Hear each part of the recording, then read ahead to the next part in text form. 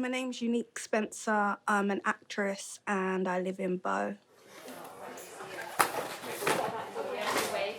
So when I first came to Bow Foodbank, obviously it was in a church. I've spent a lot of my time growing up around Bow Church, playing and stuff. When I donated the food and I came out, I remember I'd just burst into tears because for the first time I realised that actually not everybody has the lifestyle that I have.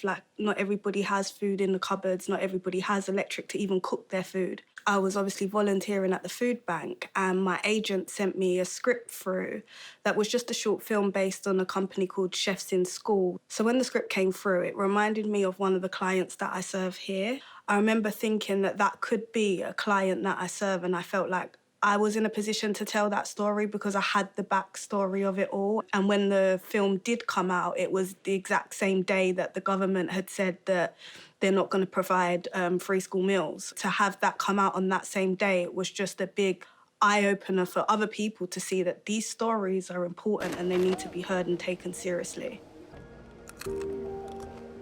Those characters were just normal people, everyday people, you know, mums that had 0-hour contracts that were just trying to get the most work that they could around childcare.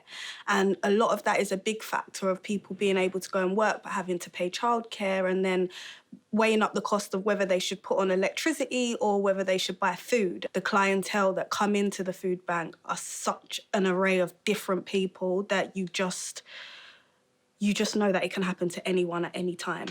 I would say to anyone that needs to use the food bank, come down and use it. There's no shame in anything. Feeding yourself, that means that you're a survivor. You're trying to survive. We're here to help you do that. Everybody here as volunteers, even the other clients that you meet here, everyone is really lovely. Just make sure that you, your family, and everybody around you is safe and fed.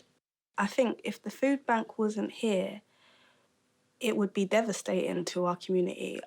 When I first started coming about 2-3 years ago, the numbers were significantly lower than they are now because obviously we've hit a pandemic. But at the same time, those people were still in need before the pandemic, and now there is a high level of people that are at our front door. Without it, I don't know where these people will go. I don't know how they will survive. I don't know where you go next if you don't have this food bank. And the numbers are insane. We're pushing nearly 600-700 people. That, when I go back to my local estate, I think about the tower blocks and think that's nearly 2-3 tower blocks of people that are coming here. So without it, where do they go? I think when people watch this film, I'd really like them to just take a minute and think about their scenario and how their life is set up and how they could possibly maybe just help somebody else.